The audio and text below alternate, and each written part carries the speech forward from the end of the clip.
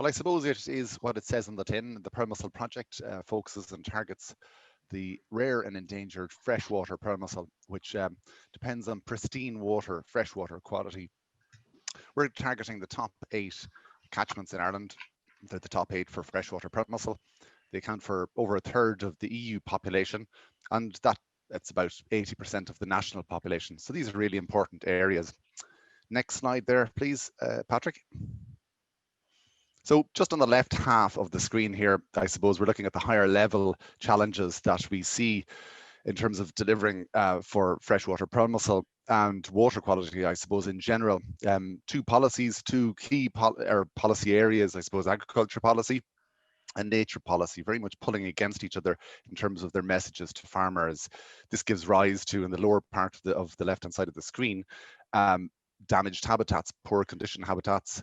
Declan in the Suez project, Tricia referred to these issues with the upland habitats, particularly peatland habitats. In our case, they're in the status of bad and declining condition. The decline in pristine water quality is declined by tenfold over the last 30 years. And of course, that has massive implications for the freshwater pearl mussel itself, which is near extinct in a lot of the catchments, and in ours, it's in serious pressure. And of course, climate change is one of the massive ones that's very much on our list. It's partly contributed, or the impacts from up above, the previous aspects I've talked about, contribute to climate change, but climate change also puts additional pressure on the pearl mussel itself. In terms of the project level on the right-hand side of the screen, it's a challenging target. Certainly at the beginning of the program was a challenging sell to inform people about it and so on. Engagement of farmers. It's also, I suppose, the fact that we've got different groups working in different silos in that areas of specialization and so on.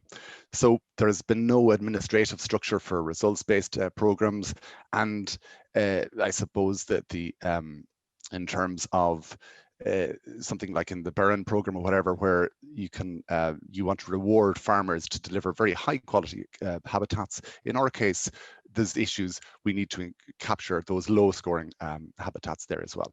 If you want to just push on to the next slide there, please, Patrick. Okay, so the answer to this, I suppose, for us is the development of a scorecard, just dealing with the kind of the landscape picture on the top right of the screen. In terms of delivering a results-based program for freshwater pearl mussel, it's very broadly designed to target water, biodiversity, and carbon, and these are all demonstrated benefits through our research and so on. So from a farmer's perspective, they have a general suite of range of scores in their farm. Typically, the bottom right are some of our farmers putting in supporting actions. It's flexibility to increase your scores and deliver those on the ground. And in terms of the overall outputs of the project, it's very successful over its 2 years life so far. Over almost 85% of the farmers in these catchments are participating in the program. That's over 34,000 hectares. And just, I suppose, as a parting message as such, 4 key words that really stand out for us, I suppose, is the local adaptation and the framework of a 10 million and large project like the pearl mussel project, is that local adaptation can happen on a farm by farm basis. The farmer has the flexibility to be able to deliver and improve scores and understand what their scores relate to. It's a whole farm, which is so important, because we need to reward the best good practice and capture the poor practice as well. And landscape is extremely important as well. That's it in a nutshell. Thanks very much.